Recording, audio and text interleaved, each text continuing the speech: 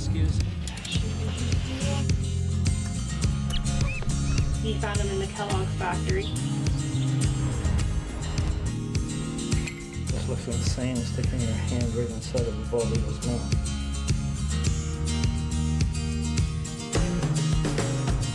The rescue side of Salthaven has really taken off, and the Oxford Dodge Chrysler, they've just been wonderful, and it's really helped expand our ability and really made us realize that there's a place for rescue with Salthaven, whereas before it wasn't a very wise use of resources. Now it's possible, and we're getting more out into the community to help with animals that people normally just can't handle themselves.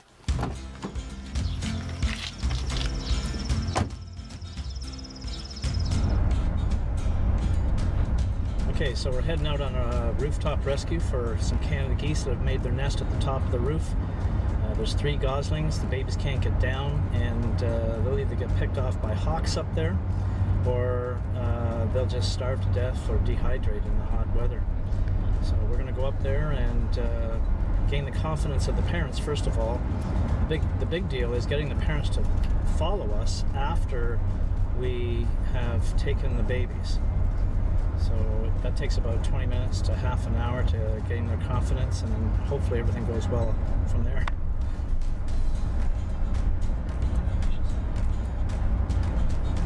Once we have their confidence, then it's a fairly easy process. And when we get them outside, we just reunite the parents with the babies, and job is finished.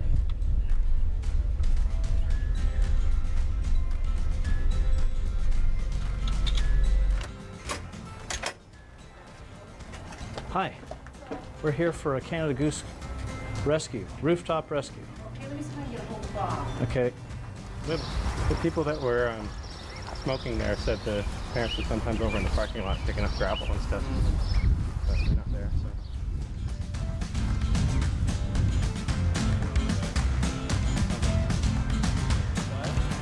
Now I don't know what side they're on. He didn't know either, but we'll just look.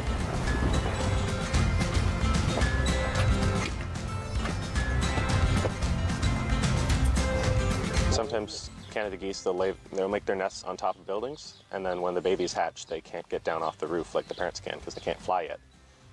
So we have to go down there and get the babies off of the roof. I guess they don't have the best foresight, Canada geese. Hello. Hi, little guy. Is it just the 2? So they'll see this location and think, oh, this is perfect, it's off the ground, nice and flat, I can build my nest here and nobody will be able to get me. But they don't realize that the babies won't be able to get down, I guess.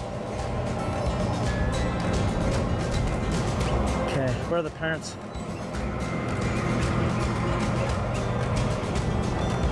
Oh, there's another one over there. Brian's found some more over here.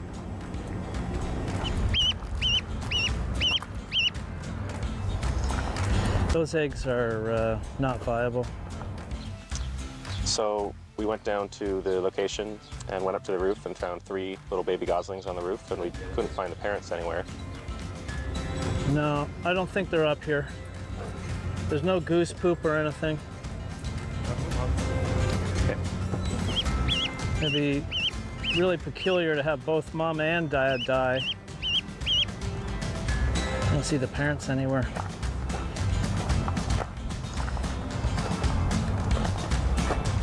So we had to catch them and then bring them down and try and find the parents.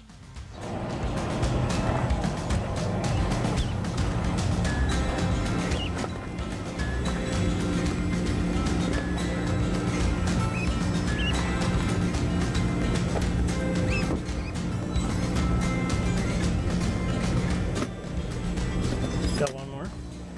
Yeah, there's one more. We're going to take the babies down to the river, which is about 500 meters away, and see if we can't find the parents down there. Sometimes the parents, when they realize the babies can't go anywhere, they'll take a little bit of a holiday and then they'll come back every so now and then. But if it's their babies, that when we find some Canada geese down there at the river, then we'll reunite them down there. Okay, so we'll take them down to the river and see if find the parents.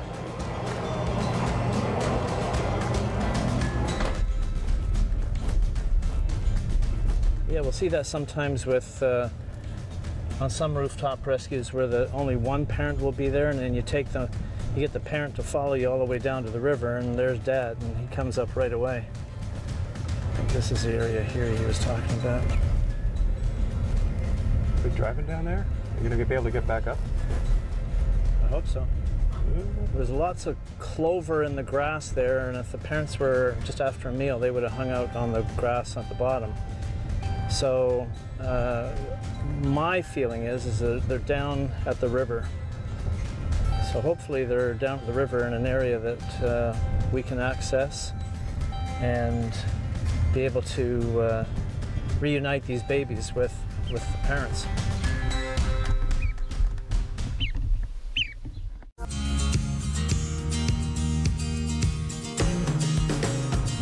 I guess they don't have the best foresight, Canada geese.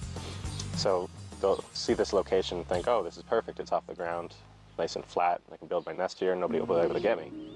But they don't realize that the babies won't be able to get down, I guess.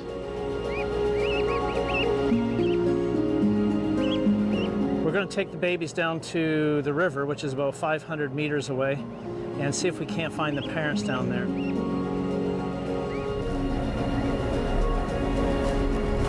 Don't think we're going to attempt that one. The river's right there.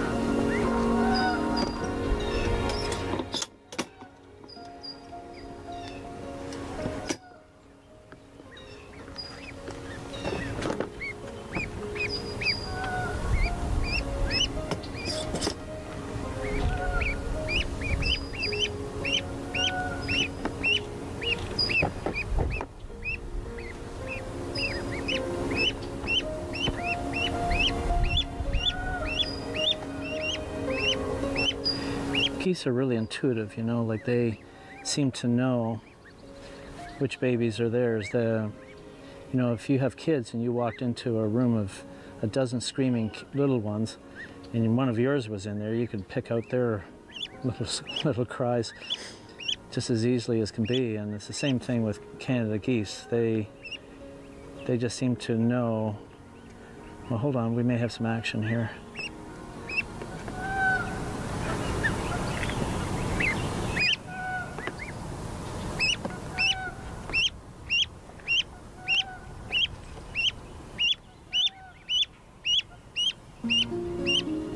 No.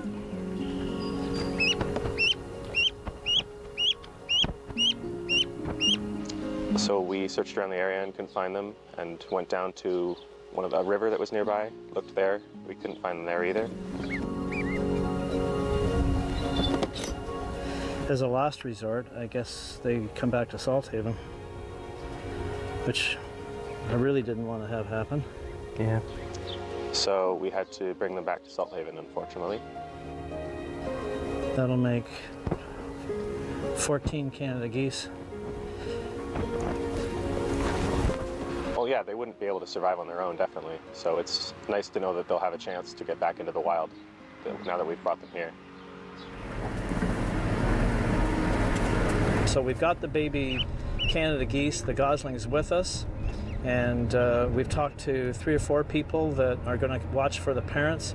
They'll usually come back in the evening. They'll call us. We'll go back up there, call the parents down, and reunite them with their babies. That's the plan. Yeah, they probably would have died up there because there's a big lip around the edge of the roof and they couldn't get down. And so if they didn't get picked off by hawks, they probably would have died a slow death of starvation and or dehydration. The weather's quite warm right now, up in the upper 20s, and they wouldn't have lasted a whole lot longer up there. There was 2 or 3 eggs that were not viable, had not hatched, and so it's We've rescued these 3. If push comes to shove and we can't get them back with the parents, then the alternative is we have to accept responsibility and have a stewardship over these little ones, raise them to maturity, and they'll leave in the fall with the other Canada geese that we already have at Salthaven. Yeah, rescue is it's kind of a finicky thing, you know, because oftentimes you get there and it's not what you expect. People that were especially when time is such a valuable resource, especially in this type of business, that you know you're working long, hard hours to begin with, and to come away with only half the job done means that we got to go back later. Rescue is a very poor use of resources, but recently we've acquired this van that Oxford Dodge Chrysler has supported us with, and it has made a world of difference in our ability to respond quickly to rescue situations. So we're grateful for that. It means a little extra work on our part, but it's very rewarding when it all goes well.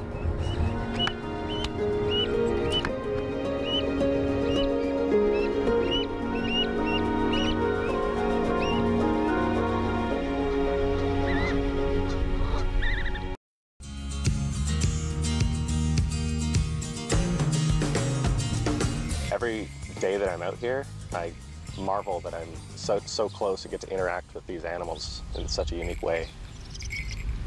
Well, I've always been interested in animals since I was really young. And but the main thing that got me interested in Salthaven was them coming to my school, my high school, Lucas, to do a presentation.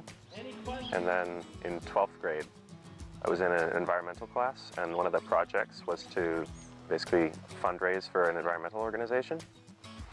And the one that I got assigned to, coincidentally, was Salthaven. So through that, I interacted with Brian a lot, and then applied to volunteer the summer following that.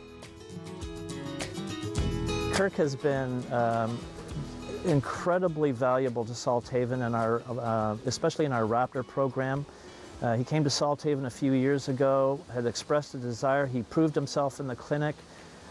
We ended up asking him if he wanted to work in the Raptor program. He readily agreed, and he's been a stalwart here. I see him one day maybe even running that program. He's really got that desire. Oh my goodness, Kirk. He's probably one of my closest friends here at Salthaven. We joined the Raptor program together after our first year, and so we spent a lot of time getting footed by birds, you know. Too many. He's gonna get fat. That's okay. During the off seasons, Kim and I have worked in the clinic together. We're the only ones taking care of the animals. We also run the place more, like kind of, like when Brian's away. And yeah, so I mean, like we've had experiences and that have, I mean this isn't like a platonic way, but like that have kind of brought us closer together, and it's nice to know that I guess I can trust him to have my back, which I really appreciate. There's like a rock here. He's somebody that I feel I can call upon if I have any questions. He's always willing to help. And again, he's another one who I think has a really big heart, and he's, you know, willing to help out wherever and whenever that he can. And he's also a little bit shy at first, but once you get to know him a little bit more, he kind of comes out of his shell a little bit. He likes the camera. While working with the raptors, you get to see them right up close. When normally you only see them from across the field on a fence or up flying high in the sky. So, I don't know, every once in a while you stop and just like think about how you have this big bird on your arm. It's amazing. Kirk is a very quiet, methodical, analytical individual. You don't get a lot. If you get a smile out of Kirk, the room lights up. It's a big thing, you know. Well, I'm thinking about going into vet school now. A lot of the stuff that I've taken at school has certainly revolved around wildlife and things like that, like wildlife management programs, classes like that. I don't know, working at Salthaven, you meet a lot of people in the vet profession, a lot of the people that we work with at vet clinics, things like that, and that's definitely helped steer me in that direction, I guess. Kirk is very analytical by nature, but he has this quiet, soft side to him as well. Sometimes I see a little bit of expressiveness in Kirk, not very often, but his analytical nature allows him to be very well organized and yet have that ability to be sensitive to the needs of the birds that he works with. He's a great guy.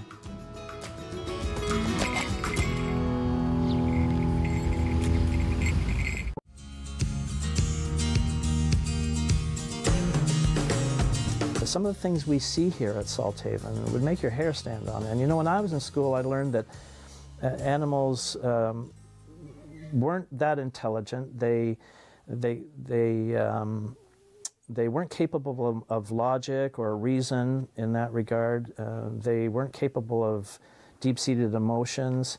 But I've learned differently in the 30 years that I've worked with wildlife. They really do have the ability to use logic and reason. They have emotional qualities about them. You know, heck, we see Canada geese that will sit in front of a window and mourn the loss of their mate for a whole year. They'll leave in the fall, they'll come back the next spring, plant themselves in front of that window, and there they'll stay. And, you know, that tells me there's emotional qualities there. Heck, if you've ever had a dog and you ask your dog, do you want to go for a walk? He gets excited, he wags his tail, he starts jumping all over. That darn dog, he understands English, for crying out loud. How intelligent is that? So there's an innate intelligence in nature that is very, very intuitive, and we need to sit up and pay attention to that. I think there's something to be learned from nature, absolutely. We're here today at Masonville Public School. We're delivering two presentations, one to primary grades and another one to the seniors here.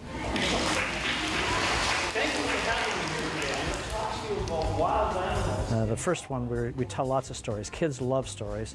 And the older group, we're going to talk about the miracle of flight.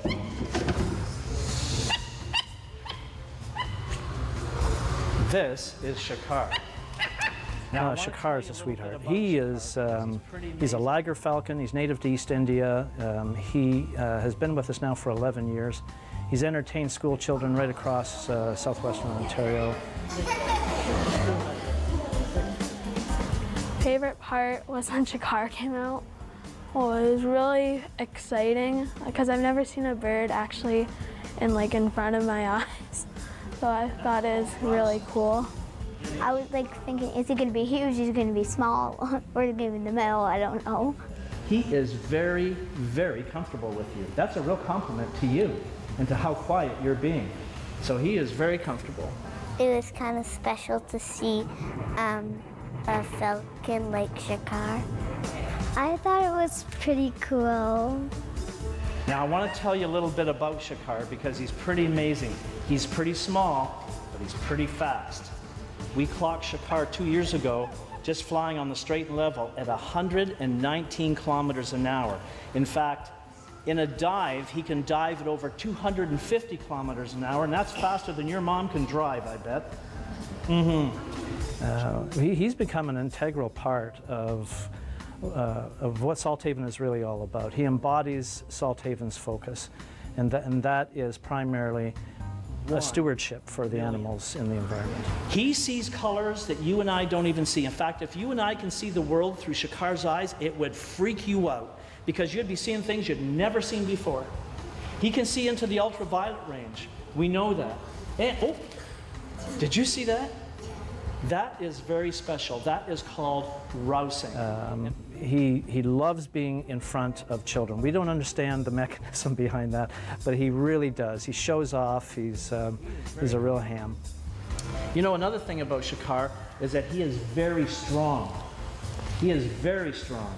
In fact, I'm going to have one of your teachers here come on up. There's a thing called... It pooed and peed right over there. You know what? He almost always does that. We've talked even about having little scooper things, you know, we can just pull out of your back pocket, because he gives us plenty of body language, and you think, oh no, here he goes. But yeah, he does that quite a bit, actually. All right. Okay. Hard as you can. Good. Let's see what we got. Whoa. He's only 3 pounds off the record. You don't want to mess with that guy. He just did 125. You know, you see the light go on in their eyes, and you know, we think that if you can touch somebody's heart, you can open their mind to the possibilities, and that's our real focus in the presentations, is to try to accomplish that. We have over 100 clinical volunteers that work 3 shifts a day, 7 days a week. I loved Brian's presentation. I love the fact that we can make a contact with nature on a presentation level for all the children, but I especially loved his message about finding challenges and facing your fears in order to grow and develop as a person. I think that's a message that our children should hear on a daily basis. You can make a difference. You can make a difference in your own backyard. You can make a difference all around you. It may not be the type of big difference that's going to change the world, but it can change the world in your backyard. He's showing us how to make the world a better place. Like if you're driving and see an animal, make sure you stop or let cross the road before you go. I think I should say to my mom and my dad and my grandma that they should take care of animals too. Well, we have a heart, and every heart has feelings too. So you should never hurt animals. Let me ask you this, those of you who have a dog, when you ask your dog, would you like to go for a walk? Does he get excited? Yeah. Absolutely he does. Is that emotion? Yeah. Absolutely. He's happy. And he lets you know about it. Yeah, you know, I think personalities and behaviors grow like onion skins, you know, one on top of the other. And those ones that are deep-seated, deep-rooted, are probably going to go with you the rest of your life. The ones on the surface you can strip away and, you know, add something else. But those ones that you're taught at a very early age are what's really important, because those are going to go with you no matter where you go. They're going to be part of who you are and how you feel about things. And so we think it's really important to talk to children at a young age and touch them in such a way, and in a meaningful way, that those behaviors are going to be deep-rooted in their personalities as they go forward.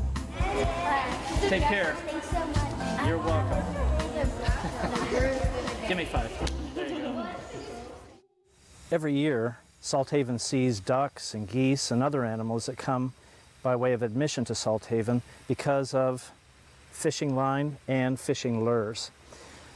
Fishing line is particularly deadly to these animals as it wraps around legs and wings and cuts deeply, in some cases so badly that they have to be euthanized.